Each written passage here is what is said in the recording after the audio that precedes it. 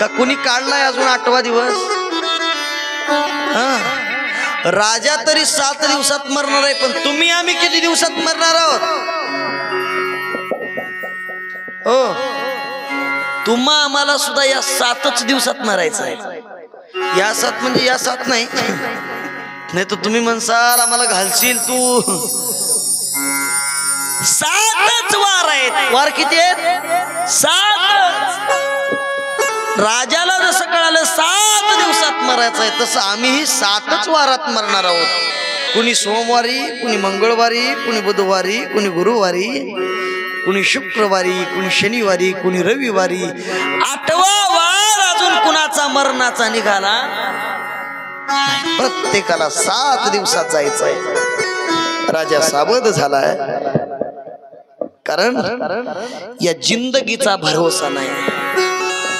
क्या किया, क्या किया, क्या किया, क्या किया, क्या किया, क्या किया, क्या किया, क्या किया रे. तूने जीवन गमा दिया, तूने जीवन गमा दिया, क्या किया रे. जिस पाना था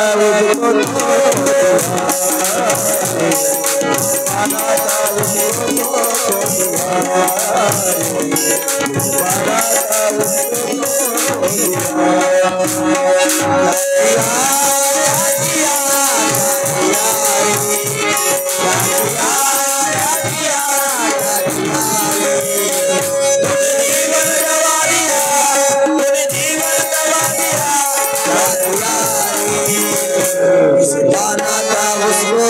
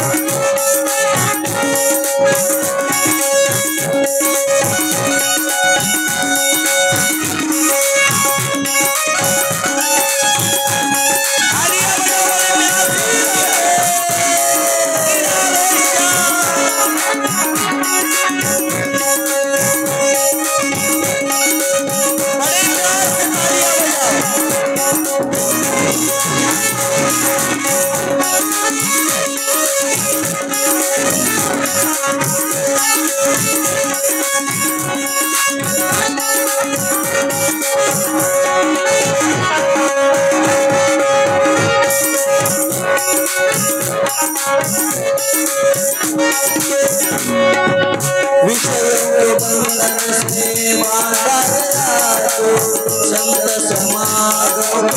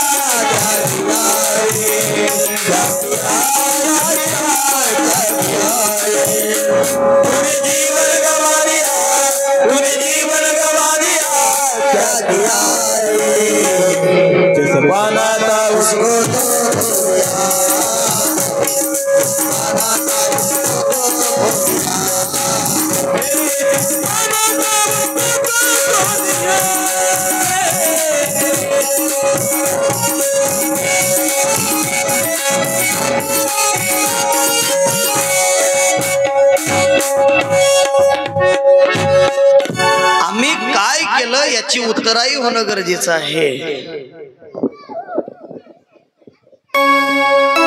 जीवनामध्ये आम्ही काय केलं पाहिजे हे जर नाही कळलं ना, उद्धारच होणार नाही. इथे उनी केले काही विठ्ठल नाही आठवीला, काय फायदा जन्म प्राप्त होऊन? मग जसा आला तसाच निघून गेला तर काय फायदा? सांगू तुम्हाला, एका माणसानं उन्हाळ्याच्या दिवसात आमराईत बांधलेली घोडी चोरली. काय केली? ऐकत आहे ना तुम्ही सर्वजण का झोपलात? ऐका. अमराईत बांधलेली एका माणसानं घोडी चोरली आणि ती घोडी चोरल्याच्या नंतर घरी नेली नाही, तिला सरळ बाजारात नेलं विकण्यासाठी. बाजारामध्ये घोडी विकण्यासाठी उभी केली आणि लोक विचारायला लागले, काय किंमत सांगता घोडीची? यानं म्हटलं 5 लाख. 5 लाख? हो म्हणे, आपली घोडी गुणी आहे, पळण्यासाठी चांगली आहे, तुफान वाऱ्याच्या वेगानं पळते. दुसरं गिराईक आलं, काय सांगता किंमत? म्हणे 5 लाख. तिसरं गिराईक आलं, काय सांगता किंमत? म्हणे 5 लाख. संध्याकाळ झाली पण गिराईक काही लागे ना. ते म्हटलं, आज घोडी जर विकली नाही आणि जर तिचा मालक उद्या आला तर आपलं काय खरं? आजच्या तारखेत घोडी विकलीच पाहिजे. संध्याकाळी कडक कपडे घातलेला टार्चचे बुलट गाडीवर बसून माणूस आला, फटाफट वाजत, आणि याच्या जवळ येऊन गाडी उभं केली आणि म्हटलं, काय सांगता घोडीची किंमत? म्हणे 5 लाख. ओ, घोडीच्या मानानं किंमत काहीच जास्त नाही. तुमची घोडी काही 7-8 लाखाच्या पुढून जाव. म्हणे बघा बरं, तुम्हालाच घोडीची किंमत कळाली, सकाळपासून कुणालाच कळाली नाही. मग कितीला देता? सांगितलंय ना 5 लाखापर्यंत द्यायचीच आहे. म्हणे मग पळायला कशी आहे? तुम्ही तपासून तर बघा, तुमच्या बुलट गाडीपेक्षा जास्त पळाली तरच घ्या. आता एक तर कथा केली पाहिजे, नाही तर एक तर जेवण केलं पाहिजे. आता एवढा धू सुटला आणि या कथेपेक्षाही ते गरजेचं आहे. तेच नाही तर याच्यात काय मजा? सगळं करणं त्याच्यासाठी आहे.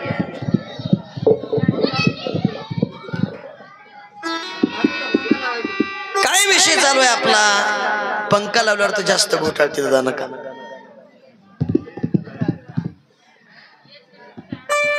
त्यानं सांगितलं 7 लाख रुपयापेक्षाही वरती जाईल, पण तपासलं पाहिजे. म्हणे तपासा ना. दिली घोडी हातात, तो घोडीवरती बसला. सोबतच्याला म्हटलं, तू घे बुलट. सोबतच्या माणसानं बुलट पळविली, यानं घोडी पळविली. गेला ते तिकडच, आलाच नाही. सकाळपासून लोक किंमत विचारली होती ना, ते लोक म्हणायला लागले, का हो विकली का घोडी? म्हणलं विकली की. केवढ्याला गेली? म्हणला जेवढ्याला आणलो तेवढ्यालाच गेली. म्हणला लोकांची चोरून आणला आणि चोरानं नेली, फायदाही नाही घाटाही नाही, उलट एक दिवस वायाच गेला याचा. आमचं आयुष्य तसंच आहे, जसं आलं ना तसंच निघून चाललंय, फायदाही नाही आणि घाटाही नाही. विचार करा. राजाला कळालं आपलं मरण 7 दिवसात आहे, आणि खरंच आपलं राजाला तरी माहित आहे 7 दिवसात मरणार आहे, पण आपल्याला माहित नाही किती दिवसात मरायचंय ते. कारण मरणाचा या शरीराचा विश्वास आणि भरोसा देणारं व्यक्तिमत्व निघालच नाही. तसली कुठली मशीन निघाली का हो? कधी मरणार आहे ते सांगायची नाही. क्या भरोसा है इस जिंदगी का.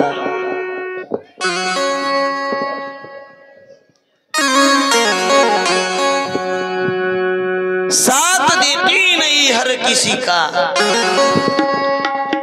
क्या भरोसा है इस जिंदगी का.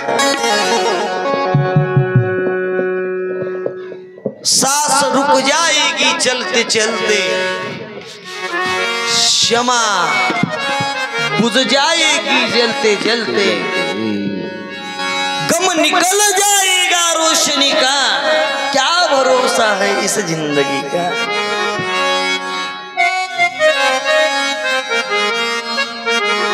या शरीराचा विश्वास नाहीये, कधी जाईल याची शाश्वती नाही. क्षणभंगूर नाही भरवसा, वारे सावध तोडा माया आशा, काही नचले मग गळा पडेल फासा, पुढे हुशार थोर आहे ओळसागा. कधी जाईल याची गॅरंटी नाही. ऐकाव, एके दिवशी प्रत्येकाला जायचंय, अचानक जायचंय, आणि कधी जाईल हे माहित नाही. देह हा पाण्यावरचा बुडबुडा, कधी जाईल याची गॅरंटी नाही. म्हणून या शरीराचा विश्वास आम्हाला तुम्हाला देता येत नाही. राजाला कळालं आपण मरणार आहोत. राजा लगोलग आपल्या हस्तिनापूर नगरीला गेलेला आहे. परीक्षिती नावाची राजाची पत्नी, तिचं नाव इरावती. त्या इरावतीला जवळ बोलवलं आणि सांगितलं 4 मुलं होती, त्यातल्या जन्मेजय नावाच्या पोराला राज्याच्या गादीवरती बसवलं. राजा परीक्षितीनं तात्काळ वल्कल धारण केली आणि पत्नीला सांगितलं मी 7 दिवसात मरणार आहे, मला गेलं पाहिजे. राजा परीक्षिती सावध झाला. पत्नीचा, मुलाचा, संपत्तीचा मोह न धरता तात्काळ त्याग केला. आम्हाला तेवढं त्याग करणं कठीण जातं नाही महाराज. अगदी वेळेमध्ये आम्ही सावध झालं पाहिजे. सावध झालो, सावध झालो, हरीच्या आलो जागरणा. सावध होणं महत्वाचं आहे. आम्ही तुम्ही जीवनामध्ये जोपर्यंत सावध होत नाही ना तोपर्यंत उद्धार शक्य नाही. राजाने विरक्ती प्राप्त केली. शुकताल क्षेत्रामध्ये जिथं गंगा नदी वाहत होती ना त्या ठिकाणी राजा गेलाय. शुकताल क्षेत्रामध्ये समस्त ऋषीगणांची विनंती करायला लागला, महाराज मी 7 दिवसात मरणार आहे, मला ज्ञान प्राप्त करून द्या, मला मरायचंय, माझा मृत्यू अटळ आहे. ऋषी म्हणायला लागले यातून मुक्त करण्याचं सामर्थ्य तरी आमचं नाही, आम्ही मुक्त करू शकत नाही. सांगा मरणाऱ्या माणसाचं कर्तव्य काय आहे सांगा, मला 7 दिवसात उद्धार व्हावा असं साधन सांगा. विद्वान ऋषी आहेत पण मुक्तीचा मार्ग त्यांना सुद्धा माहित नाही. ज्ञान संपन्न आहेत आणि ते ऋषी म्हणायला लागले तुला जर सोडवण कोण करणार असेल तर तो भगवान परमात्मा करणार आहे. आणि मग महाराज या परीक्षितीनं धावा मांडला. कृष्णा कृष्णा मुकुंदा जनार्दना, कृष्णा गोविंदा नारायणा माधवा मुकुंदा हरे रामा गोविंदा भजन म्हणलं. आणि तो म्हणायला लागला, डगमग डोले माझी पाण्यावरी रावर, डगमग डोले माझी पाण्यावरी रावर, पंढरीत पांडुरंग बिगी बिगी धावरे, पंढरीत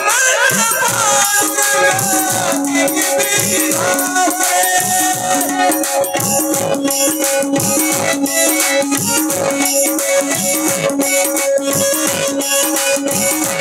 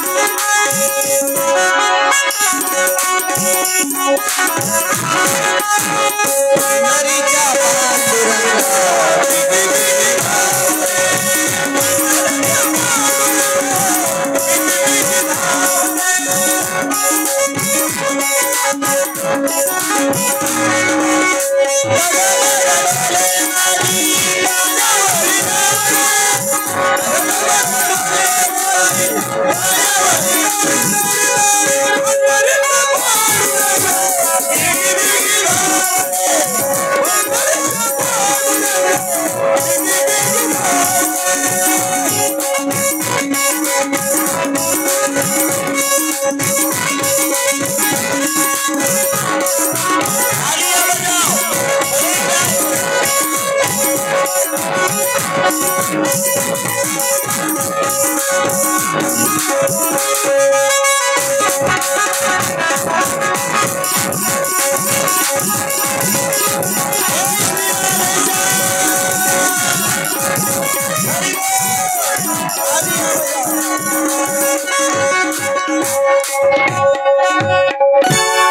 डगमग डोले माझी पाण्यावरी नावरे, पंढरीच्या पांडुरंगा बिगी बिगी धावरे. तुला पाहण्यास देवा धीर नाही झाला, धीर नाही झाला देवा माझ्या मनाला. भगवंता धाव देवा, मी 7 दिवसात मरणार आहे. माझा उद्धार व्हावासं वाटत असेल ना तर मला मार्ग दाखव. आणि एवढ्यामध्ये शुकाचार्यांचं आगमन झालेलं आहे. बोलिये शुकदेवजी भगवान की. शुकदेवजी भगवंताचं आगमन झालं. सगळ्यांना मोठा आनंद झाला आणि सगळे ऋषी उठून उभं टाकले. शुकाचार्यांना नमस्कार केला आणि राजाला म्हणतायत, राजा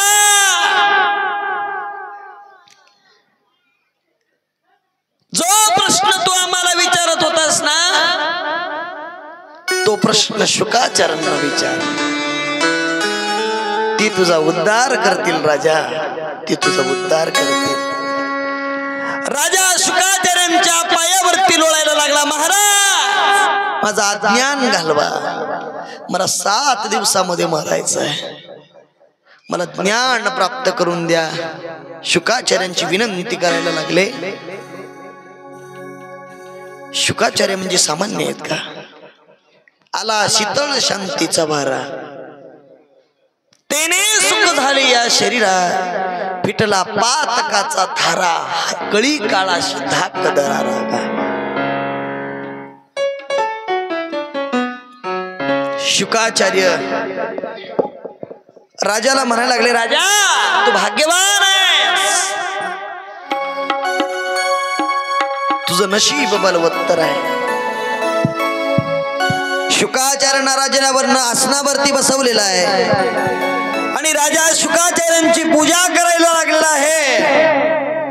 शुकाचार्यांचं पूजन राजानं यथोचित केलं आणि स्वतःचा झालेला अपराध शुकाचार्यांच्या पुढे मांडला. महाराज, मी शमिक ऋषींच्या गळ्यामध्ये मेलेला साप टाकलेला आहे आणि मला असणारा शाप प्राप्त झालाय. मी 7 दिवसात मरणार आहे, माझा उद्धार व्हावा असं साधन सांगा. शुकाचार्य सांगायला लागले, कारण भगवंतावरती जो कृपा टाकली ना, भगवंतावरती जो विश्वास टाकला ना, तो आपलं सगळं काम करतो. विश्वास तो करी स्वामी वरी सत्ता, सगळं काम करतो. जणू काही भगवंतच शुकाचार्यांच्या रूपात आले. आपणची देव होय गुरु, देव स्वतः आपण शिष्यासाठी गुरु होतो. महाराज, माय बाप हो, भगवान परमात्मा स्वतः गुरु होऊन तुमची आमची काम करतोय. सांगायला लागले, परीक्षिती 2 मार्गाने तुला तरता येतं, मरकट किशोर न्याय आणि मार्जर किशोर न्याय. मरकट किशोर न्याय नाम वानरीचा मार्ग हा ज्ञान मार्ग आहे आणि मार्जर किशोर न्याय नाम भक्ती मार्ग हा मांजरीचा मार्ग आहे. माकड माहित आहे ना तुम्हाला? ओ माकड बघितलं का तुम्ही? माकड कधी ऐकत आहे ना तुम्ही सर्वजण? माकड माकड बघितलंय का? कसं असतं ते? हा, लाल असतं. वानर कसं असतं? पांढरं. नाही, इथं तर नाहीत की म्हणतो माकडन वानर. म्हणजे तुमच्या गावात म्हणतोय मी, भोवताली. आमच्याकडं वानरांनी माकडांनी तो उपट आणलाय महाराज. तुमच्याकडे जरा बरी आहेत माकड वानर वाटते. ती वानरी पिल्लू जन्मल्याच्या नंतर ती पिल्लू कुठं बांधते? तिचं पिल्लू कुठं असतं वानरीचं? कुठं? पोटाला. तुम्ही बघितलं गडे? ती पिल्लू जन्मल्याच्या नंतर तिच्या पिल्लाला सांगते, हे पहा,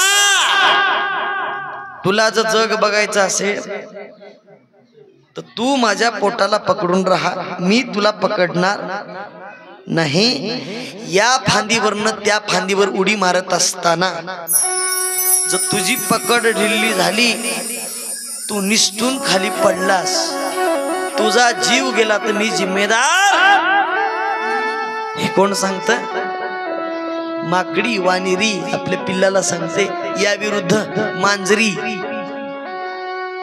आपल्या पिल्लाला ज्या दातानं उंदीर खाते ना, त्याच दातात घेऊन रोज एक घर बदलते. का घर बदलत असेल काही माहित आहे का तुम्हाला?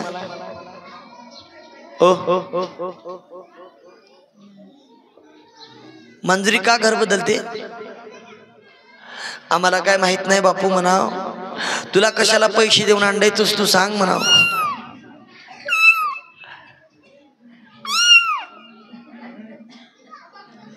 कोणी नाही हो, आमच्याकडे मांजर आणलंय आमचं आम्ही सोबत.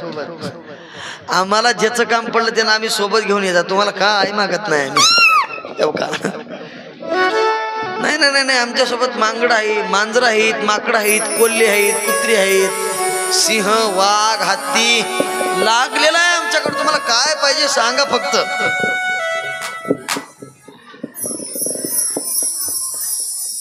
त्याच दातात आपल्या पिल्लाला रोज एक घर बदलते. का? कारण आहे बोका खाईल. पिल्लाचं रक्षण करणारी मांजरी आणि तुझं तू बघ म्हणणारी वानरी. वानरीचा मार्ग हा ज्ञान मार्ग आहे आणि मांजरीचा मार्ग हा भक्ती मार्ग आहे. हा भक्ती मार्ग सोपा आहे आणि ज्ञान मार्ग मोठा कठीण आहे. भक्ती मार्ग इतकं सोपं काहीच नाही.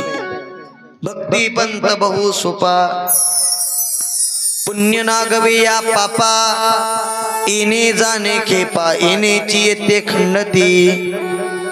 सोपी आहे भक्ती. ज्ञान मार्ग कठीण आहे, खडतर आहे. राजा तुला ज्ञान मार्ग पाहिजे का भक्ती मार्ग? राजा म्हणतो महाराज मला सांभाळणाराच मार्ग द्या. तुम्ही सांभाळिले संती. तुम्ही सांभाळिले संती. तुम्ही सांभाळिले संती. तुम्ही सांभाळिले संती. तुम्ही सांभाळिले संती.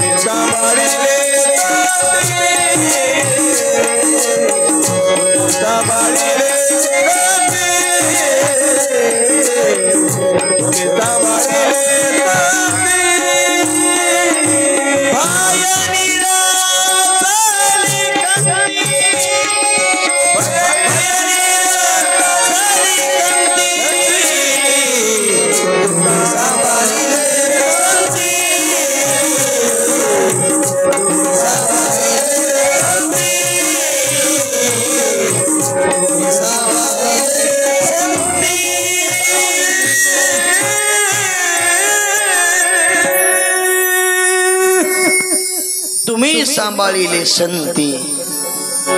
भय निरसली खंती. तुम्ही आमचा सांभाळ केलाय, तुम्ही आमचं रक्षण केलं तर आम्ही भक्ती करू शकू ना. तुम्ही संत माय बाप एवढा उपकार करा. न्यामज तेतवरी आकमाचा सोयरा. मज नाही हात पाय डोळा पडली झापड. कर्ण हे बधीर झाले वाचा बोले बोबड. नाक मुख गळू लागले लाळ आणि शेंबूड.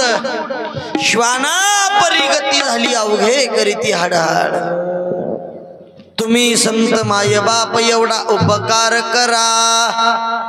न्यामज तेतवरी आकमाचा सोयरा.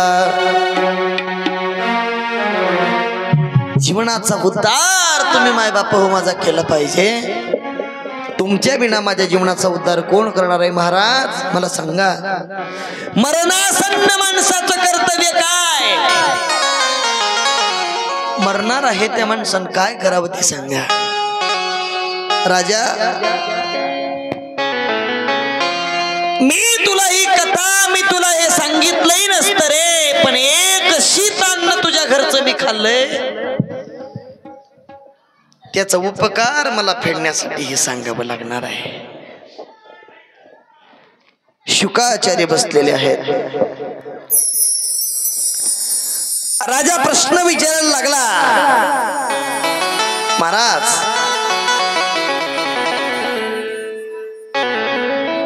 जीवनामध्ये मी जन्माला आलो, प्रजेच्या हितासाठी मी सगळं काही केलं,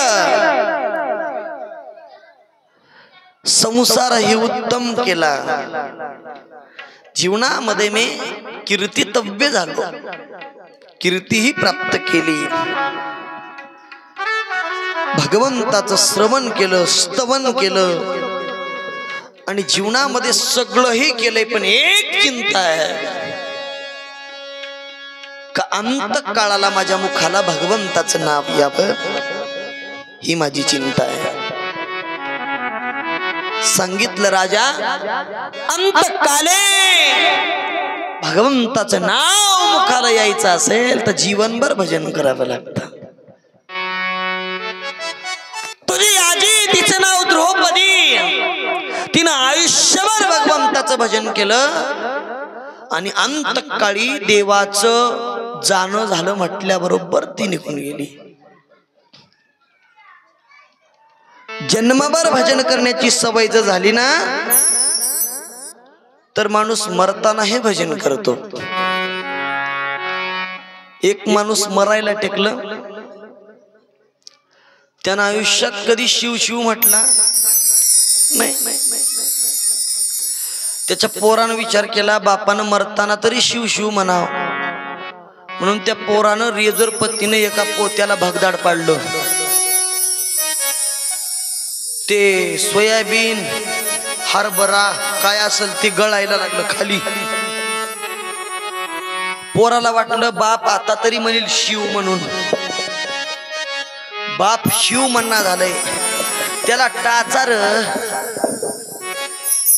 ते गळून चाललंय टाचा, पण शिवा म्हणणं गेलं का?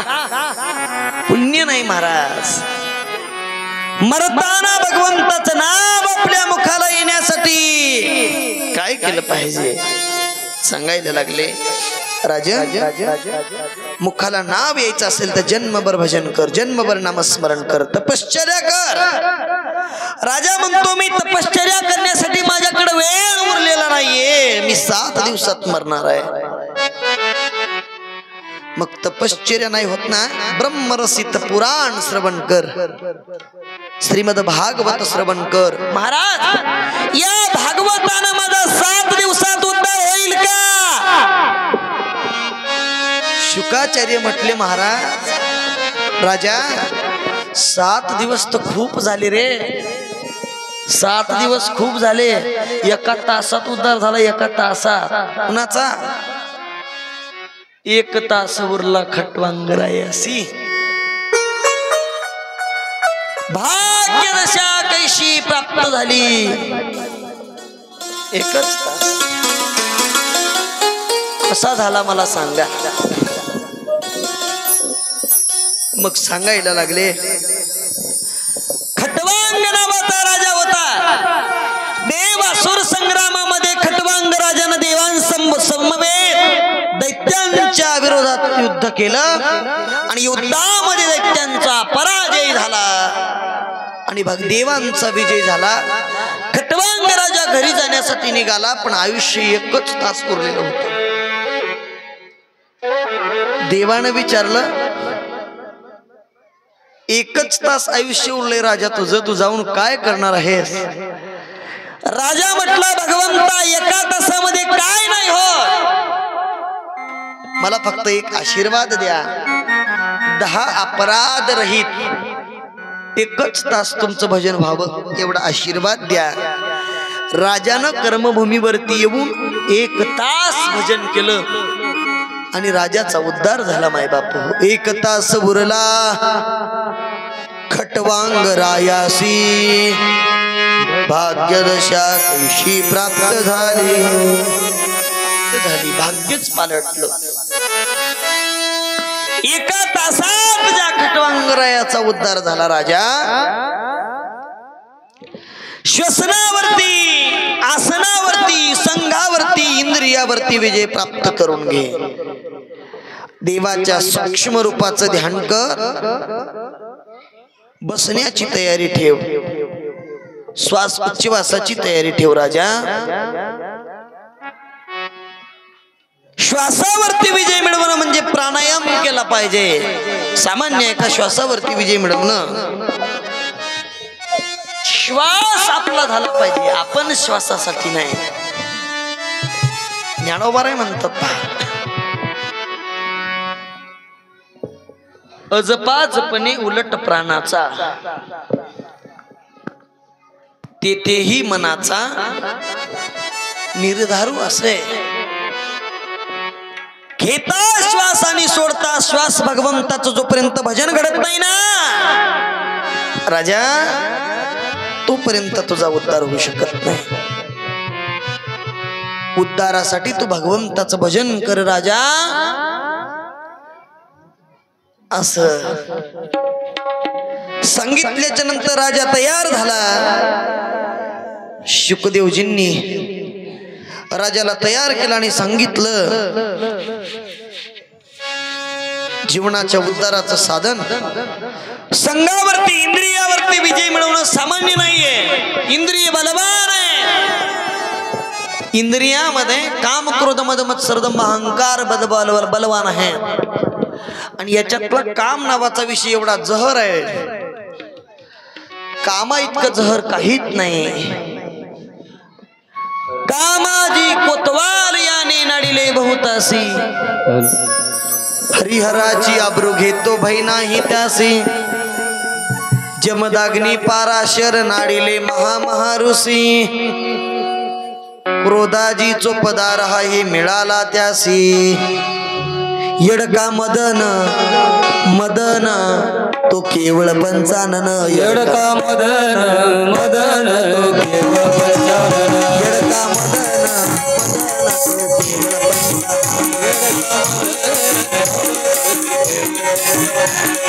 मारिली शंकरा केला ब्रह्म्याचा मातेरा.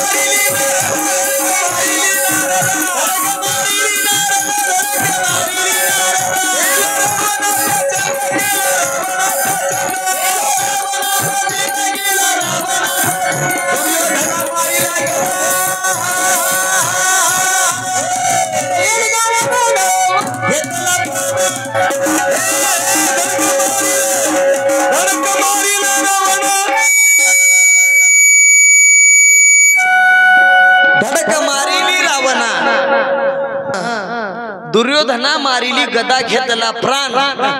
येडका मदन तो केवळ पंचानन. येडका सामान्य नाहीये. काम नावाचा विषय जहर आहे. कारण इंद्रिय सामान्य नाही. व्यासांनी एक श्लोक टाकला होता, इंद्रिये बलवान ग्रामो. आणि व्यासांचे शिष्य जैमिनी म्हटले महाराज हे इंद्रिय बलवान ग्रामो तुमचं चुकलं, पुसा. व्यासदेवजी म्हटले आजच्या दिवस राहू दे, याच उद्या बघूत म्हटले. रात्र झाली किर्रा अंधार पडला, धोधार पाऊस पडायला लागला, विजा चमकत होत्या आणि अशा भयान वातावरणामध्ये एक सुंदर स्त्री आश्रमाच्या बाहेर उभं टाकली. जैमिनीनं बघितलं. जैमिनी छत्री घेऊन भिजत भिजत तिच्याकडे गेली. तिला म्हटले, ही सुंदरी तू कोण आहेस? का भिजते आहेस? आश्रमात चल. ती म्हटली, परपुरुषासोबत मी अशी आश्रमात येणार नाही. जर तुम्ही माझ्यासोबत लग्न करत असाल तर येईन. जैमिनी लग्नासाठी तयार झाले. जैमिनीने तिला खांद्यावरती घेतलं आणि सप्तपदी 7 फेऱ्या मारत असताना 5व्या फेरीला वरती बघितलं तर दाढी दिसली. दाढी म्हणजे खांद्यावर घेताना तर बाई होती, आता दाढी कशी? खाली उतरवलं तर गुरुच होते. व्यासदेवजी, महाराज तुम्ही? हो म्हणे, मीच होतो. तुझी परीक्षा करायची होती मला. तू म्हटला होतास ना काल, इंद्रिय बलवान ग्राम पुसा. आता पुसायचं का? नाही म्हटले, नाही पुसायला जमणार. इंद्रिय खरंच बलवान आहे. काम सगळ्यात मोठा बलवान आहे. म्हणून काम क्रोधावरती विजय मिळवणं कठीण आहे. महाराज, काम क्रोधावरती विजय मिळविल्याच्या नंतर राजा तुझ्या जीवाचा उद्धार होणार आहे. आणि मग सृष्टीची निर्मिती सांगायचं विचारल्याच्या नंतर शुकाचार्यांना वंदन केलं, नमन केलं, मंगलस्तमन केलं. तेव्हा तो आमच्या चित्तामध्ये साठवून राहा असा विचार केला. आणि राधा राणीचं स्तवन शुकाचार्यांनी करायला सुरुवात केलं. का? शुकाचार्यांची गुरु ही राधा राणी आहे. त्या राधेचं स्तवन केलं आणि असणार महाराज या भगवान परमात्म्याची स्तुती करायला सुरुवात केली. ब्रह्मदेवाला मोह झाल्याच्या नंतर या कथेनं ब्रह्मदेव सुद्धा निवृत्त झाला होता अशी कथा आहे. जीवनामध्ये या ठिकाणी असणार सांगण्यास सुरुवात केलेली आहे. या ठिकाणी भागवत कथेचे 2 स्कंद संपत आलेले आहेत. 3ऱ्या स्कंदास सुरुवात करण्याच्या आधी आपल्याला एक 2-4 मिनिटाचं भजन घ्यायचं आहे. तुम्ही 2 तास जवळ झालं बसलेला आहात. तुमचे थोडं पाय आणि गुडघे मोकळे करण्यासाठी सगळ्यांनी जागेवरती उभं टाकायचं. पण लक्ष द्या,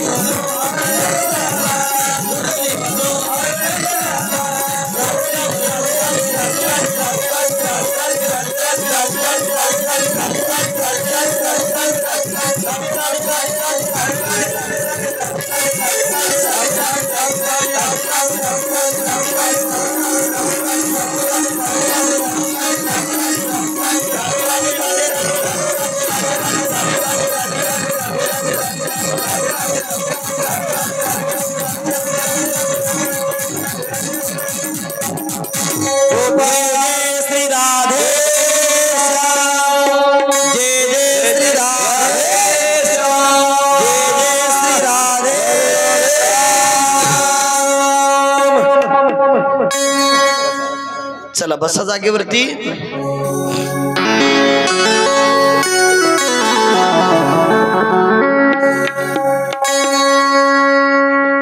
शांत बसायचंय आता.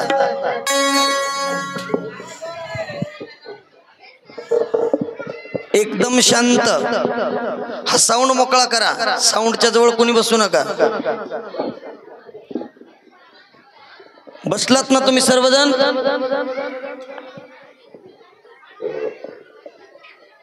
शांत इकडं आहे का आता? बरं चालू द्या तुमचं 2 मिनिट. आम्हीच बनतो, आम्हीच शांत बसतो. ओ ताई साहेब इकडे इकडे इकडे इकडे. आता इकडे लक्ष द्या. थोडं मोकळं सोडलं म्हणजे आता तुमचं उद्यापासून बंदच केलं पाहिजे मग उभं टाकणं. 4 तास ज्यावेळी बसाल ना मग त्या दिवशी कळल. चला आता लक्ष द्या. विक्षेप नका कथेत.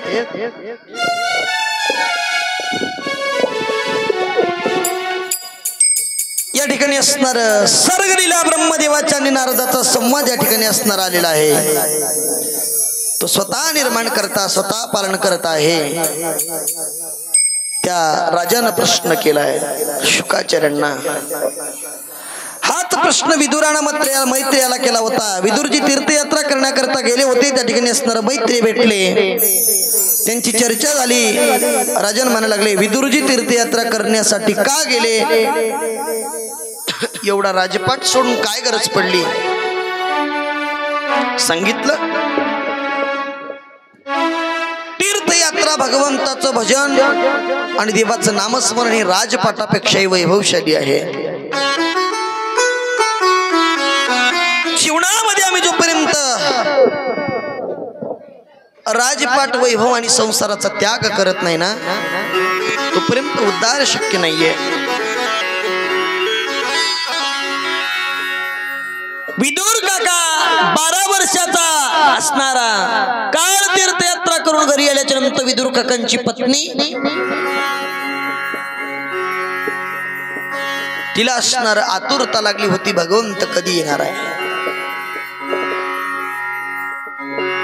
कारण विदुर काकांच्या पत्नीचं भगवंतावरती एवढं प्रेम होतं ना महाराज.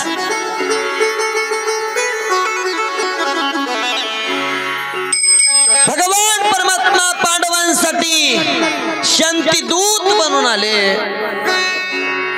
आणि दुर्योधनानं त्यांना बंदी करण्याचा प्रयत्न केला.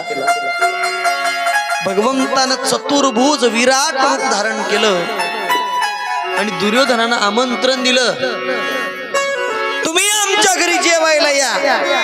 भगवंत म्हटले मी तुझ्या घरी जेवायला येणार नाही. तुझं जरी 5 पक्वान्न जरी असेल तरी मला आमंत्रण मात्र विदुराचं आहे. मी विदुराकडेच जेवायला जाणार आहे. अरे काय आहे त्याच्याकडं? 5 पक्वान्न सोडून त्याच्याकडे जाता जेवायला गेलं पाहिजे. आणि भगवान परमात्मा विदुराच्या घरी आले. विदुराची पत्नी तिचं नाव सुलभा. ती स्नान करत होती. सगळ्या अंगानं माती टाकलेली आहे आणि तिचं स्नान चालू आहे. अंग मातीनं माखलेलं आहे. कारण पूर्वी स्त्रिया स्नान करायच्या मातीनं. कशानं? खरंय ना आजी? आता आजकालच्या बाया म्हणतील महाराज येडा झालाय काय, त्याचं दोष बिघडले काय, काय बी बोलाय माय, मातीनं कसं आंघोळ करते. करत होते का नाही? स्त्रिया पूर्वीच्या काळात डोक्यात मातीच घालायच्या. माती शॅम्पू नव्हतं. आता निघालं शॅम्पू. वाटिका, कार्तिका, चिक, क्लिनिक प्लस, वाटिका, ढव, अजून आहे का काही?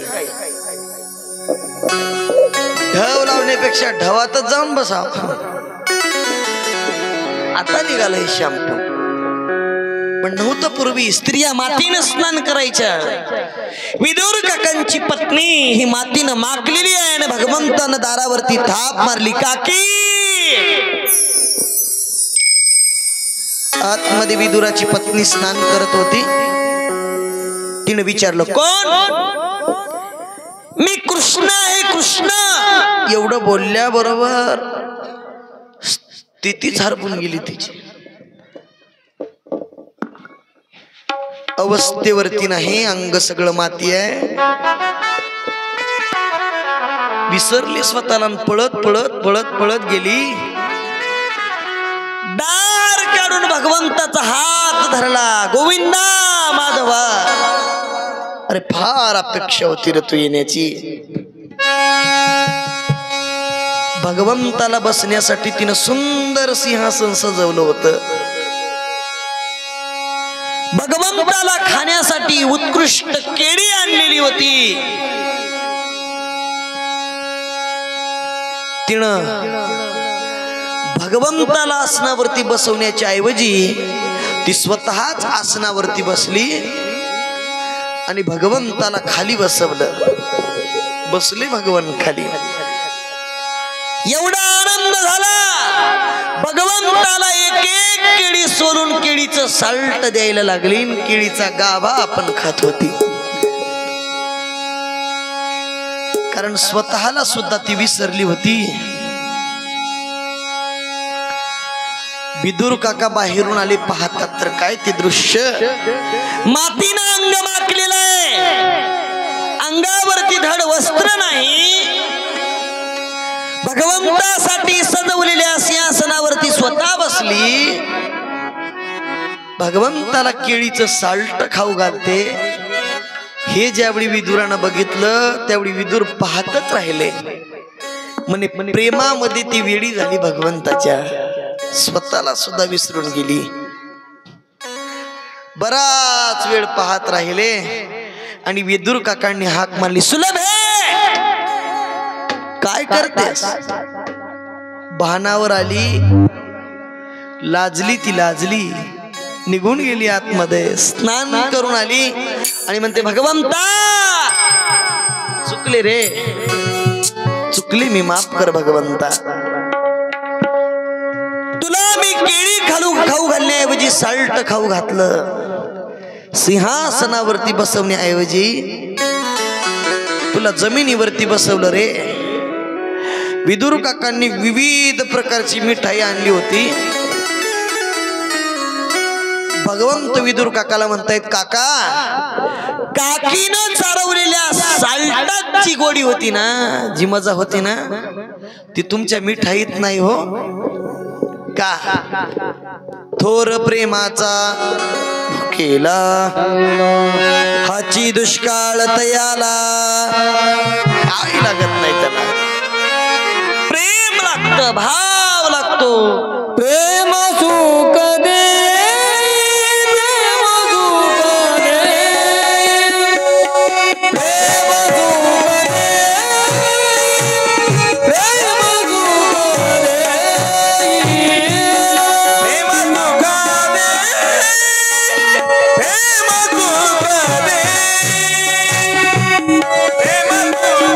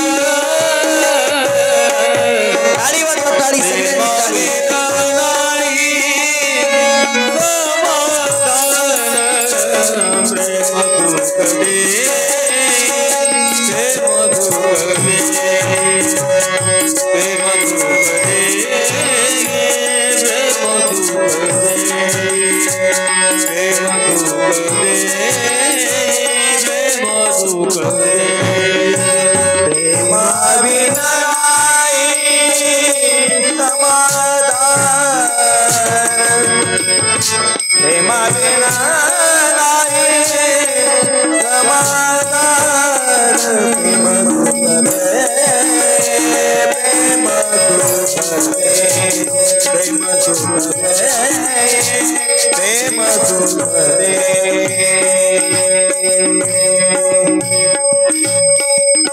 प्रेम सुख देई, प्रेम सुख देई, प्रेमाविन नाही समाधान. भगवंतानं सुलभेच्या केळीची साल्ट खाल्ली प्रेमासाठी. काय प्रेम आहे त्या भगवंतावरती शबरीचं. मातंग ऋषींनी सांगितलं, शबरी एके दिवशी तुझ्यासाठी जगाचा मालक येईल. आणि शबरीला ओढ लागली जगाच्या मालकाची. रोज नित्य नित्य शबरी सडा टाकायची, रांगोळी काढायची, फुलं अंतरायची आणि रोज द्रोणामध्ये बोर तोडायची. जी बोर गोड असेल ना ती बोर द्रोणात टाकायची आणि आंबट आहे ते बोर फेकून द्यायची रोज रोज. आणि एके दिवशी तो जगाचा मालक आलेला आहे.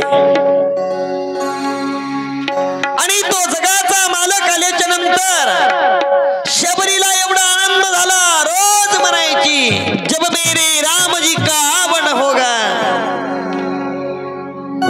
शबरी के कुटियों का पावन होगा. जब मेरे राम जी का आवन होगा, शबरी के कुटियों का पावन होगा. जब मेरे राम जी का आवन होगा, शबरी के कुटियों का पावन होगा. जब मेरे राम जी का आवन होगा, शबरी के कुटियों का पावन होगा. जब मेरे राम जी का आवन होगा, शबरी के कुटियों का पावन होगा. जब मेरे राम जी का आवन होगा, शबरी के कुटियों का पावन होगा. जब मेरे राम जी का आवन होगा, शबरी के कुटियों का पावन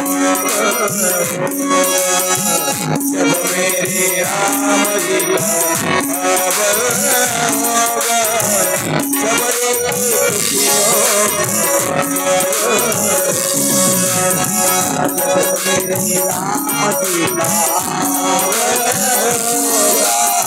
शबरी के कुटियों का पावन होगा. जब मेरे राम जी का आवन होगा, शबरी के कुटियों का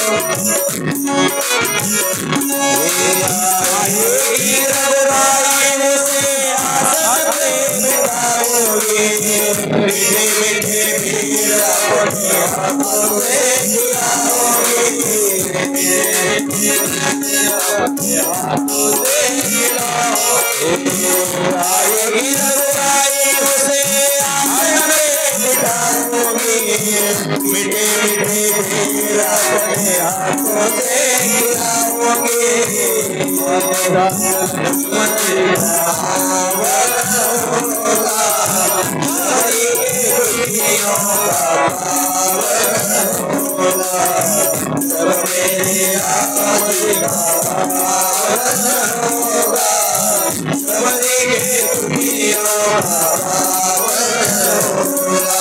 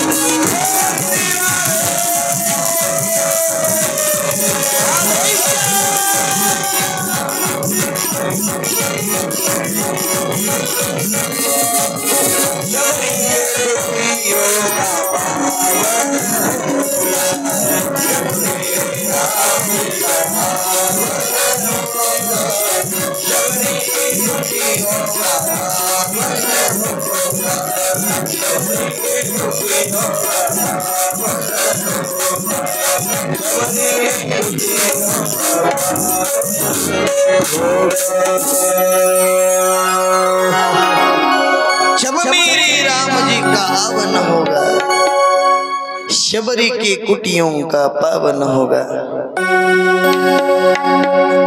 आएगी रघुराई उसे आसन पे बिठाऊंगी, मिठे मिठे बेर अपने हाथों से खिलाऊंगी। साथ साथ लक्ष्मण जी का दर्शन होगा। आस लावून बसलेली आहे कधी येईल माझा राम, कधी येईल, कधी येणार आहे माझा राम। दररोज वाट पाहायची, रोज रोज वाट पाहायची।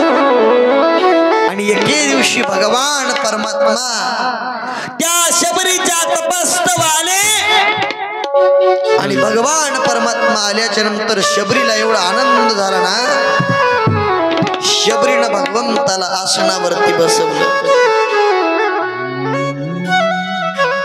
आणि बोरांचा द्रोण पुढे केल्याच्या नंतर लक्ष्मणजींना वाटलं माझा दादा वेडाच आहे।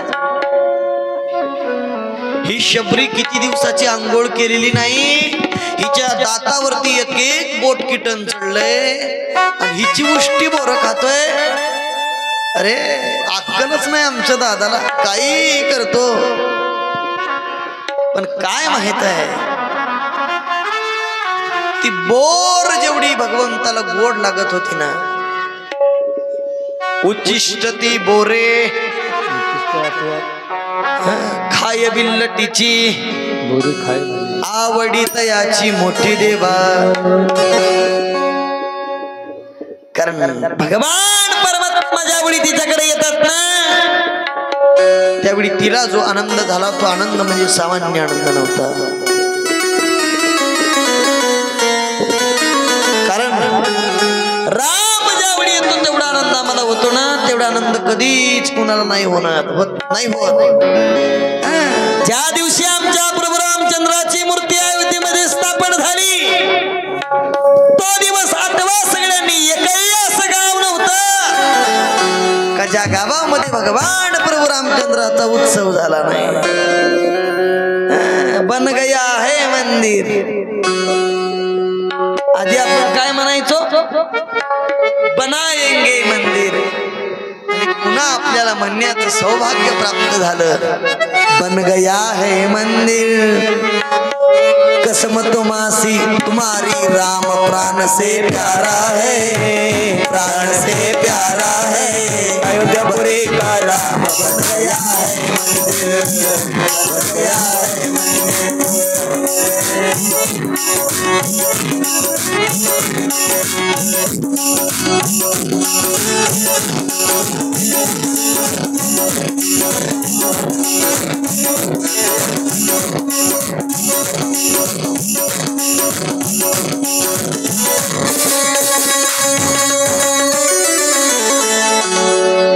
आम्ही सगळ्यांनी आनंद विभोर झालो, कारण तो आल्याच्या नंतर जो आनंद आहे दुसरीकडे नाही।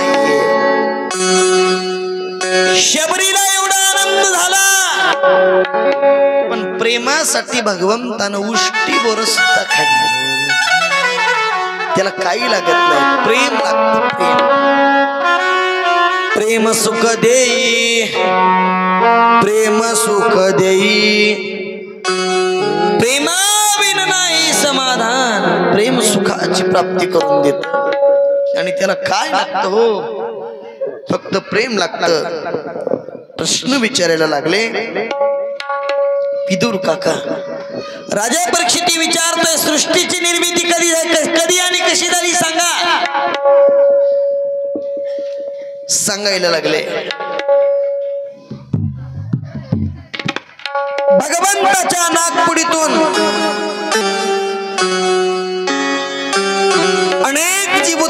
झाले आणि असणार भुचर खेचर उभयचर तयार केले, मन भरलं नाही. सनकादिकांना ब्रह्मदेवानं निर्माण केलं. सनक, सनकादिक, सनंदन आणि सनत कुमार चौघांना सांगितलं तुम्ही सृष्टीची उत्पत्ती करा. ते म्हटले आम्ही सृष्टीची उत्पत्ती करणार नाही. त्यांना ब्रह्मदेवानं शाप दिला, तुम्ही जेवढे आहात तेवढीच राहा. सनक, सनकादिक, सनंदन आणि सनत कुमार 4 ब्रह्मदेवाचे पुत्र, भूचर, खेचर, उभयचर, पाण्यातले, जमिनीवर चालणारे, पाण्यात जमिनीवर राहणारे, आकाशात उडणारे निर्माण केले, पण शांत झालं नाही. आणि मग ब्रह्मदेवाच्या बुरकुटीतून एक मुलगा जन्माला आला. तो रडत होता, त्याचं नाव रुद्र ठेवलं. आता मात्र सृष्टीचा विस्तार चालू झाला. ब्रह्मदेवाला 10 मुलं झाली आणि 10 मुलांपासून महाराज पुढं कथा सांगायला लागले. ब्रह्मदेवाच्या 2 अंगापासून एक मनु आणि एक शतरूपा उत्पन्न झाली. मनु आणि शतरूपीची उत्पत्ती या ठिकाणी असणारं सांगायला लागले. ब्रह्मदेवाच्या नागपुडीतून एक विलक्षण रूप निर्माण झालं. मनु आणि शतरूपांना तरी निर्माण केलं, पण त्यांना राहायचं कुठं? त्यांना राहण्यासाठी सृष्टी पाहिजे आणि सृष्टी तर रसातळाला गेलेली होती.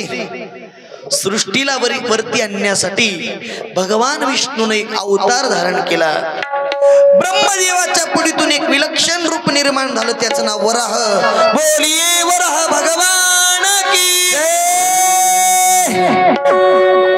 भगवंतानं पहिला अवतार वराह धारण केला आणि तो हिरण्याक्ष मातलेला होता. मातलेल्या हिरण्याक्षानं देवांसोबत युद्ध करण्यास सुरुवात केली. इंद्र म्हणतो, आमच्या सोबत काय युद्ध करतो तू? तुला युद्ध करायचं असेल तर विष्णू सोबत कर. आणि कुठं आहे? भगवंतानं वराह अवतार धारण केलेला आहे आणि पृथ्वीला वरती आणण्यासाठी भगवान गेला. हे ज्यावेळी हिरण्याक्षाला कळालं, हिरण्याक्ष पृथ्वीला वरती आणण्यासाठी गेलेल्या विष्णूच्या पाठीमागे गेले. वराह आणि हिरण्याक्षाचं घनघोर युद्ध झालं आणि वराहानं हिरण्याक्षाचा वध केला आणि पृथ्वी रसातळाला गेलेली पृथ्वी दाढेवरती धरून भगवंतानं वरती आणली. तो सगळ्यात पहिला भगवंताचा अवतार वराह अवतार आहे. आणि मग पृथ्वीवरती आणल्याच्या नंतर मनु आणि शतरूपा यांचं जीवनशैली सुरुवात झाली आहे. मनु आणि शतरूपीला 3 मुली आणि 2 मुलं झाली. उत्तानपाद आणि प्रियव्रत ही 2 मुलं. आणि असणार महाराज प्रश्न केला, हिरण्याक्ष आणि हिरण्यकश्यप कोण होते? हे 2 भाऊ होते. कुणाला जन्माला आलेले होते सांगायला लागले. कश्यपाला 2 मुली, 2 बायका कश्यप ऋषींना, एक दिती आणि एक अदिती. दिती पासून दैत्य जन्माला आले आणि आदिती पासून देव जन्माला आले. सांगितलं 2ही बायका कश्यपाच्या. मग दिती पासून दैत्य आणि आदिती पासून देव का? म्हणे दितीनं अवेळी कश्यप ऋषीकडे भोग मागितला आणि कश्यपानं शाप दिला, जा तुझ्या पोटी दैत्य जन्माला येतील. 1000 वर्ष गर्भधारणा होऊ दिलीच नाही आणि पुन्हा उशाप दिला, जरी तुझ्या पोटी दैत्य जन्माला येतील तरी तुझा नातू हा फक्त जन्माला येईल असा आशीर्वाद प्राप्त झाला. दैत्य आणि देव हे दिती आणि आदिती पासून जन्माला आले. दितीला 2 मुलं झाली, हिरण्याक्ष आणि हिरण्यकश्यप. हिरण्याक्ष उन्मत्त झाला, वरा अवतारामध्ये हिरण्याक्षाचा वध केला. प्रश्न करतोय का मारलं, त्याचं काय कारण सांगितलं. देवाच्या दारातले द्वारपाल, त्यांचं नाव जय आणि विजय. भृगु ऋषी विष्णूला भेटण्यासाठी चालले होते. जय विजय आणि भृगु ऋषींना अडवलं. ऋषींना राग आला आणि ऋषींनी शाप दिला, जा तुम्हाला 7 वेळा जन्म घ्यावा लागेल. जय विजय भगवंताकडे आले, विनंती करायला लागले, देवा सांगा ना, आम्ही काय पाप केला, आम्हाला शाप प्राप्त झाला 7 जन्माचा. भगवंतानं सांगितलं, ऋषीचा शाप काही खोटा ठरणार नाही, पण तुम्ही विरुद्ध भक्ती करा, 3च अवतारामध्ये तुमचा उद्धार करतो आणि तुमच्यासाठी स्वतः मी जन्माला येतो. त्यातला हा हिरण्याक्षाचा उद्धार वराह अवतारात भगवान परमात्म्याने केला. मी तुम्हाला 3ही जोड्या सांगून जातो, म्हणजे आताच मोकळं होईल. हिरण्याक्ष आणि हिरण्यकश्यप, रावण आणि कुंभकर्ण, वक्रदंत आणि शिशुपाल. 3 जन्मामध्ये भगवंतानं अवतार धारण केला. वक्रदंत शिशुपालासाठी कृष्ण झाले, हिरण्याक्षासाठी वराह, हिरण्यकश्यपासाठी नृसिंह, रावण आणि कुंभकर्णासाठी राम. लक्षात राहिले ना? सांगा बरं मला आता कोण कोणासाठी. उगा ऐकू लागल्यावर बापू तू काय सांगलास की आम्हाला कुठं लक्षात आहे म्हणा. हे लक्षात ठेवणं गरजेचं आहे. हिरण्याक्षासाठी वराह, हिरण्यकश्यपासाठी नृसिंह, वक्रदंत आणि शिशुपालासाठी कृष्ण, कळालं, आणि रावण कुंभकर्णासाठी राम. 3 जन्म विरोधी भक्ती केल्याच्या नंतर उद्धार होईल. आणि मग महाराज का मारलं सांगितलं, 7 जन्म ऐवजी 3 जन्मामध्ये उद्धार करायचा होता, म्हणून भगवान परमात्म्याने त्यांचा वध केला. आणि पुढे सांगायला लागले, प्रियव्रत उद्दालपाद 2 पोरं मनू आणि शत्रुपाला झाले, आकुती, प्रसूती आणि देवहूती. माय बाप हो, एवढे नावं लक्षात ठेवणं जरा कठीणच आहे.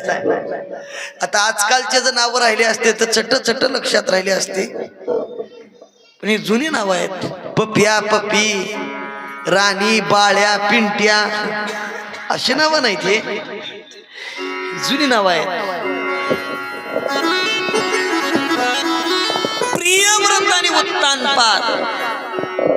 तुम्हाला एक कालचा प्रश्न विचारतो मी.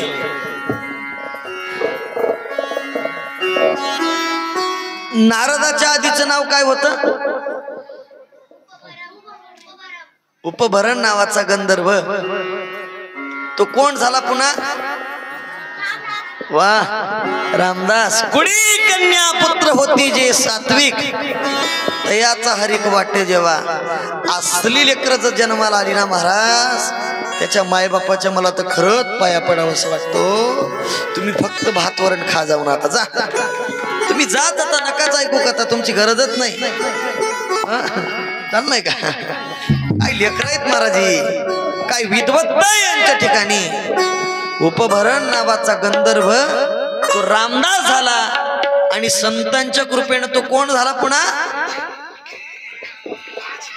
नारद. पुन्हा तो नारद झाला. वा, खरंच तुमच्या बुद्धिमत्तेला माझा प्रणाम आहे, विलक्षण बुद्धिमत्ता आहे. चला आजचं लक्षात ठेवा आता एवढं. 2 मुलं आणि 3 मुली, आकुती, प्रसूती आणि देवहूती. किती मुली? 3. कोणकोणत्या? देवहूती. आणि 2 मुलं कोणकोणते? उत्तानपाद आणि प्रियव्रत. हा, वा. हे पोरं काही कामाची नव्हतं तुमच्या गावातले. आणि तुम्हाला एक सांगू का, हे पोरी सगळं दुसऱ्याचं धन आहे. 100% तुमचं गाव जसं होतं तसंच राहते वाटलंय मला तर. गळ्यात शपथ हो. आणि आजकाल वा, खरंच महाराज काय विद्वत्ता यांच्या ठिकाणी, काय चित्त आहे यांचं, काय वृत्ती आहे, काय ध्यान आहे. मी परत एकदा तुम्हाला विचारतोय, किती मुलं? हे 3 म्हणलं बघा. तुम्ही गांजा फुकारात, दुसरा धंदा तुम्हाला उरला नाही. किती मुलं? 2. कोणकोणते? प्रियव्रत आणि उत्तानपाद. 3 मुली. कोणकोणत्या? आकुती, देवहूती आणि प्रसूती. 3 मुली आणि 2 मुलं. एवढं जरी या लेकरांच्या लक्षात राहिलं तरी माझ्या कथेचं सामर्थ्य, म्हणजे कथा सफल झाली म्हणा. बस सगळं लक्षात ठेवून काय फायदा आहे? आकुती, प्रसूती, देवहूती, उत्तानपाद आणि प्रियव्रत. 5 मुलांना त्यांनी जन्म दिला. आणि पुढे असणार कर्दम नावाचे ऋषी तपश्चर्या करतायत. ब्रह्मदेवाचे पुत्र कर्दम. 100 वर्ष तपश्चर्या झाली. मनु आणि शत्रुपा कर्दमाकडे आले आणि सांगितलं कर्दम ऋषींना, माझी मुलगी, तिचं नाव देवहूती, हिच्याशी तुम्ही लग्न करावं अशी आमची इच्छा आहे. कर्दमानं सांगितलं, मी देवहूती सोबत लग्न करतो, पण माझी अट आहे, 1 मुलगा झाल्याच्या नंतर मी संन्यास आश्रम धारण करणार आहे. किती मुलगा? 1 मुलगा झाला की मी संन्यास आश्रम धारण करणार आहे. ठीक आहे, पण तो मुलगा भगवान परमात्म्याचा तुझा अवतार, तू अवतार धारण करून माझ्या पोटी जन्माला आला पाहिजे असं वरदान मागितलं. आणि देवहूती आणि कर्दमाचं लग्न झालं. अनेक वर्ष देवहूतीनं आपल्या मालकाची सेवा केली, पण ती दुःखी आहे. शांतता राखा बरं, समोर बसलेले शांतता राखा. अनेक दिवस मालकाची देवहूतीनं सेवा केली, दुःखी आहे. एके दिवशी कर्दमानं विचारलं, काय झालं तुला, तू का दुःखी आहेस? ती म्हटले, एका संसारातल्या स्त्रीला काय पाहिजे? 2 चिल्ल पिल्ल, सुखाचा संसार. कर्दमानं ओळखलं हिला मुलांची अपेक्षा आहे. सांगितलं, जा समोरच्या कुंडामध्ये जाऊन स्नान करून ये. तोपर्यंत कर्दमानं स्वतःच्या योगाच्या सामर्थ्याने शरीर तरुण बनवलं, एक विमान निर्माण केलं. देवहूतीला सुंदर स्वरूप प्राप्त झालं. कर्दम ऋषी आणि देवहूती दोघांनी मिळून विमानात संचार करत असताना 9 मुली झाल्या. किती? 9 मुली. कुणाला? देवहूतीला आणि कर्दम ऋषींना. 9 मुली झाल्याच्या नंतर कर्दम ऋषी संन्यास आश्रम धारण करण्यासाठी निघाले. पण सांगितलं, तुमचा शब्द आहे, 1 मुलगा जन्माला आल्याशिवाय तुम्हाला जाता येणार नाही. आणि मग महाराज कर्दम ऋषी आणि देवहूती यांनी मिळून आपल्या 9 मुली आणि ब्रह्मदेवाची 9 पोरं, एक नारद ब्रह्मचारी राहिले. 9 मुलांसोबत आपल्या 9 मुलींचं लग्न लावून दिलं. आणि असणार पुढं त्यांना एक मुलगा जन्माला आला. त्यांचं नाव ठेवलं कपिल मुनी. कपिल मुनी मोठे विद्वान जन्माला आले.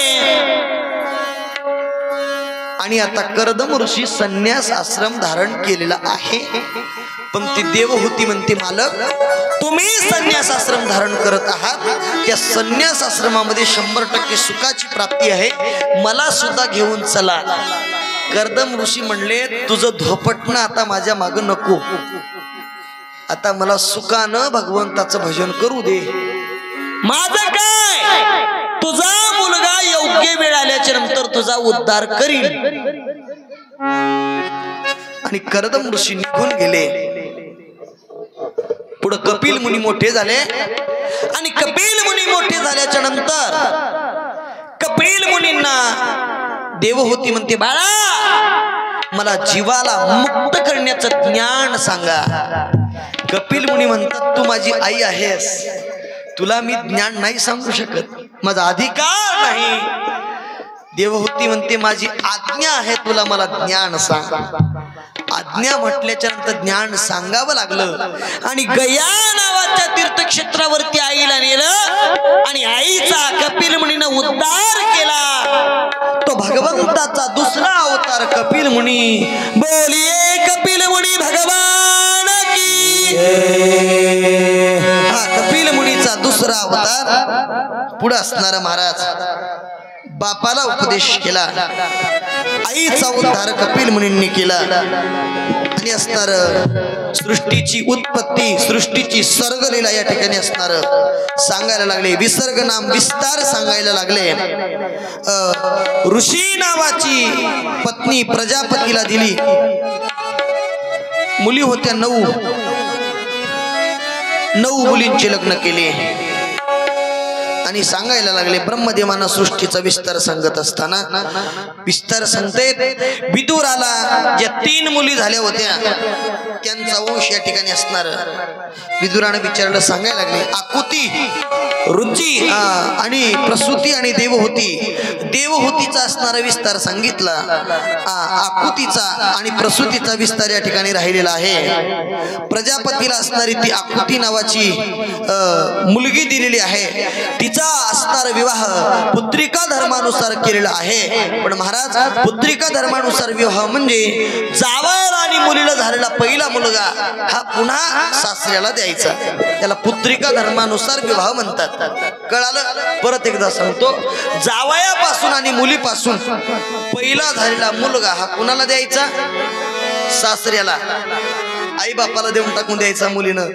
पुत्रिका धर्मानुसार विवाह केला आणि त्या ठिकाणी असणार आकुती आणि रुची नावाच्या प्रजापतीपासून भगवान परमात्म्याने त्यांच्या उदरी अवतार धारण केला आणि नर नारायण रूपाने भगवान परमात्म्याने अवतार धारण केलेला आहे.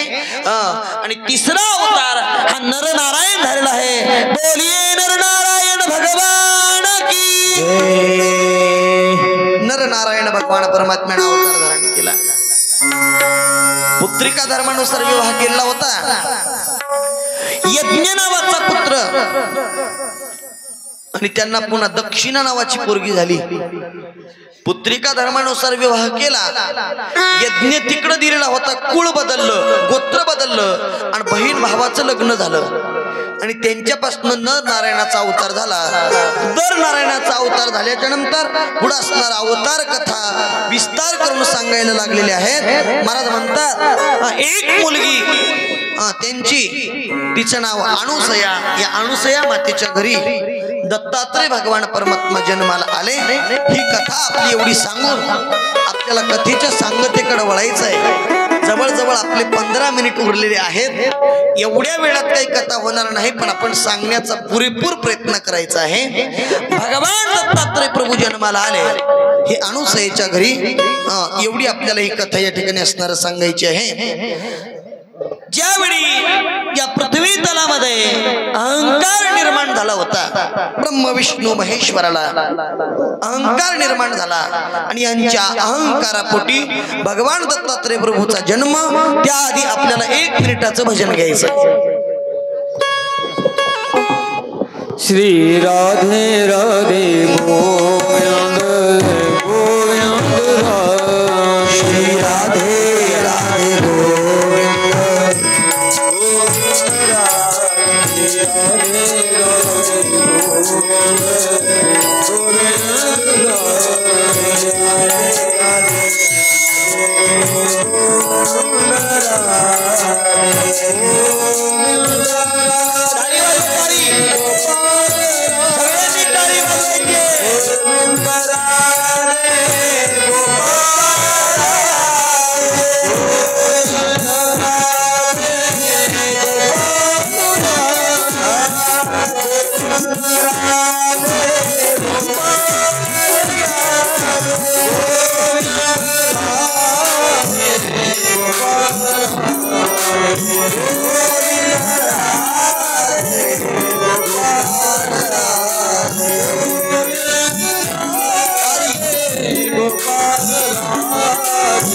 Govinda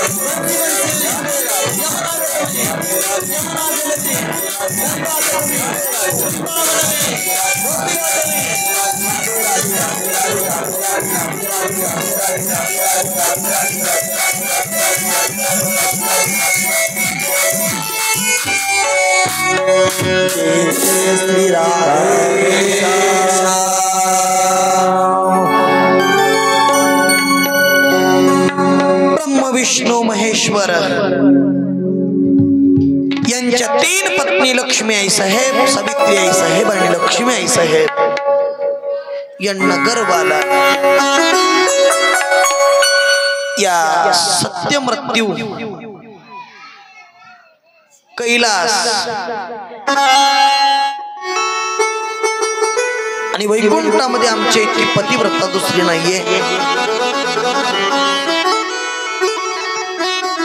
आणि भगवंताला अहंकार आलेला सहन होत नाही.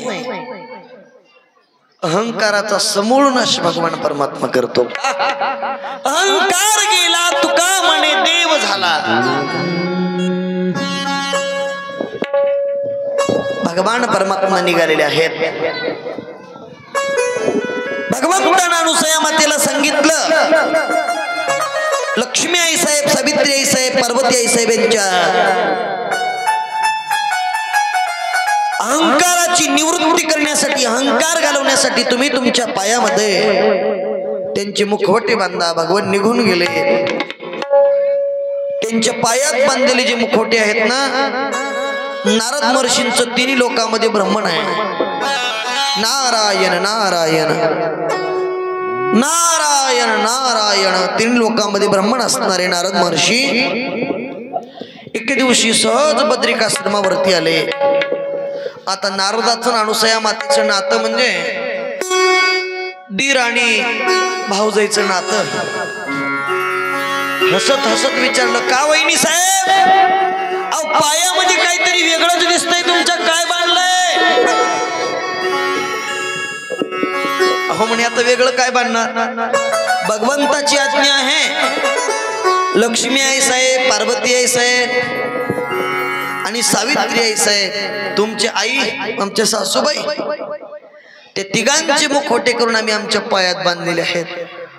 हे ज्यावेळी ऐकलं ना, त्यावेळी आता जगाचा तरी उद्धार करायचा, तिघींचं तरी गर्भहरण करायचं. आणि जवळजवळ आपण तर म्हणतो नारद महर्षींसारखी कळ तर कोणी लावली नाही, पण कळ लावली ती जगाच्या उद्धाराची लावली महाराज.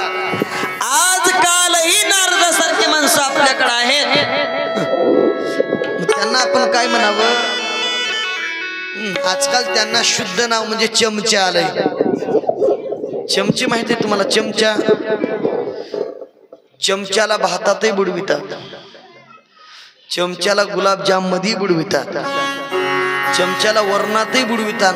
बुडविणं झालं का त्याला चाटून पुसून खाऊन बाजूला टाकून देतात.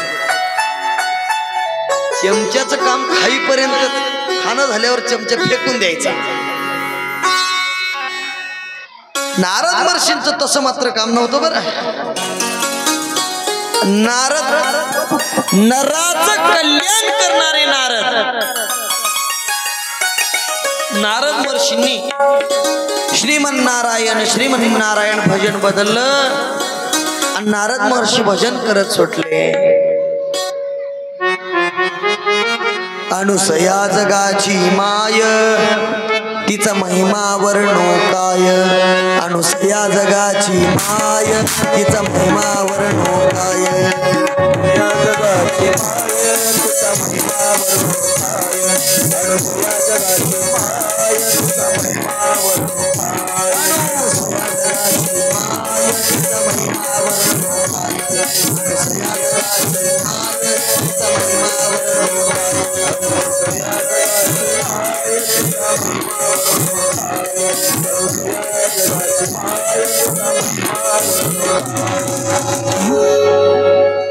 भजन बदललं आणि सत्य लोकात आले.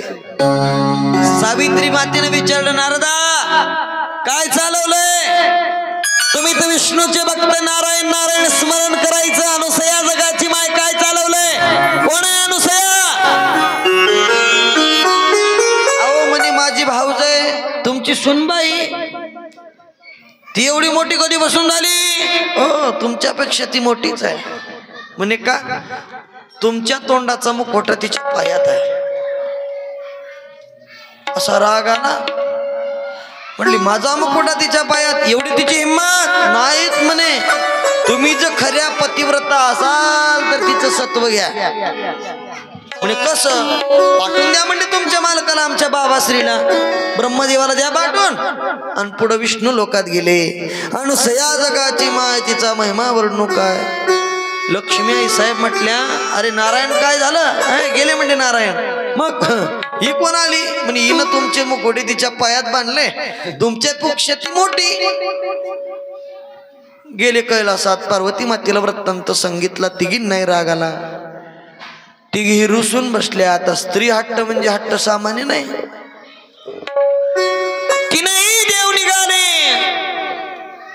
गोसा विरूप धारण केलं. क्षीर सागरामधल्या गारगोट्या असणाऱ्या झोळीमध्ये तिघांनी घेतल्या.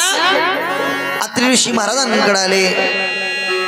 अत्रि ऋषी महाराजांनी सांगितलं, नित्यामणी पेरीती धान तयाची करीती ऋषी भोजन. आमची अनुसया रोज स्वयंपाक करते.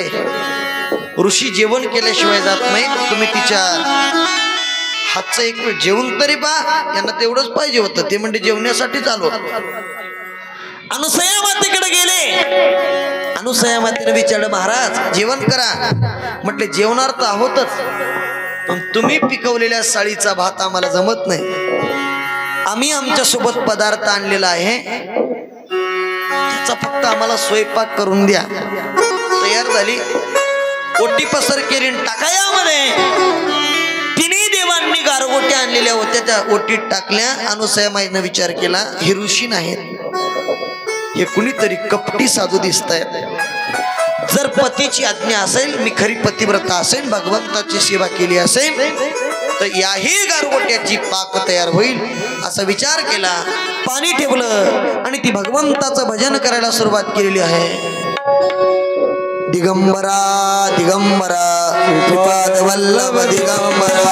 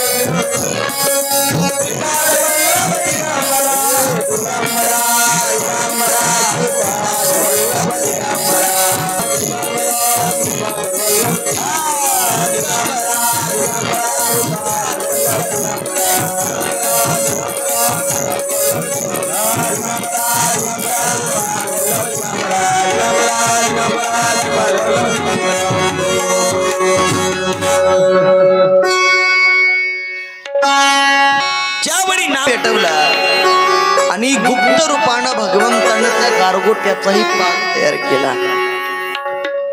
अनुसया माता म्हणते, तू माझा पाठीराखा असल्याच्या नंतर मला काय कमी आहे?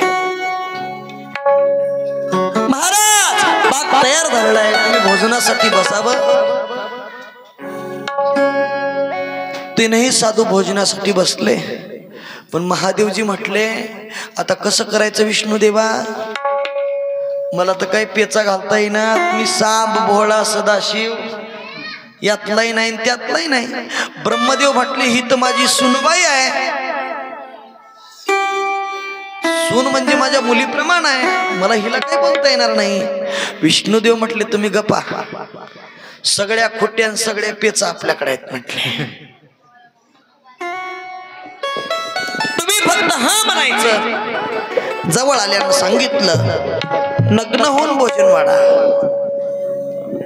अनुसया माता म्हणते, मी पतिव्रत आहे, या व्यतिरिक्त आज्ञा करा. आणि मग महाराज ऐकायला तयार नाहीत, निघून चालले. माता म्हणते, थांबा, मी जर खरी सत्य प्रतिव्रता असेल, जगाचं कल्याण होणार असेल तर तेही करायला तयार आहे. पात्र टाकलं. बसल्याच्या नंतर पात्रावरती पाणी शिंपत असताना मुखावरती पाण्याचे थेंब पडले आणि तीनही देव बाळ झाले. पाळण्यामध्ये घालून अनुसया माता हलवायला लागलेली आहे. पाळण्यामध्ये घालून त्यांना हलवते आणि हलवत असताना ब्रह्मा विष्णू आणि महेश्वर, ब्रह्मा विष्णू आणि महेश्वर, दामोरे बसले.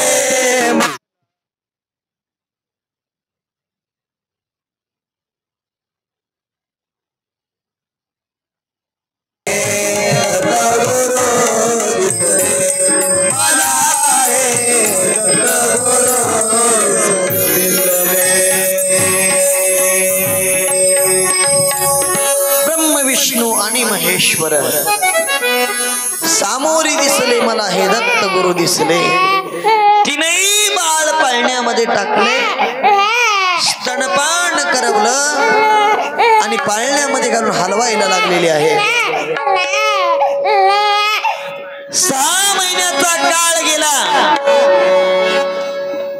तीनही लोकांचा व्यवहार बंद झाला. नारदांना विचारलं, कुठे आहे? नारदांनी सांगितलं, जिथं पाठवलं तिथंच आहे. अनुसया मातेच्या घरी तिघही गेल्या. अनुसया मातेला म्हणताय, बाई आमची मालक आम्हाला द्या. अनुसया माता म्हणते, मी काही बांधून ठेवले नाही, घेऊन जा. पाळण्यामध्ये झोपलेले आहेत. जाऊन पाहतात तर तिघ सारखेच नाही. ते स्तुड ना रोड नाही, ते ठेंगणी ना वाढ, उंच नाही, लहान नाही, बारीक नाही, दबर नाही, नाक तसले, डोळे तसले, वनोटी तसलीच. तव ते सारखे बाळतीने, तव ते सारखे बाळतीने, तव ते सारखे बाळतीने, तव ते सारखे बाळतीने. बोलुने नदी वचने, बोलुने नदी वचने,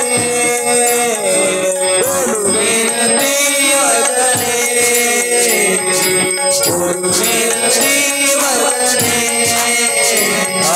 तिघी चकित झाल्या मने, तिघी चकित झाल्या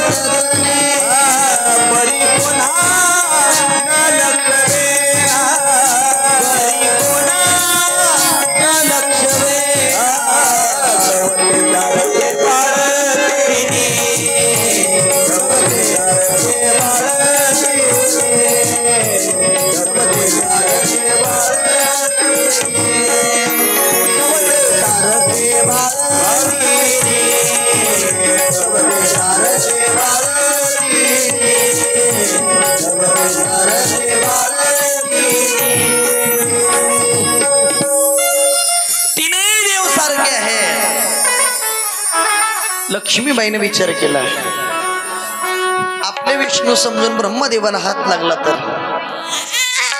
सावित्री मातेने विचार केला, आपले ब्रह्म समजून विष्णू देवाला हात लागला तर पातिव्रत्य जाईल.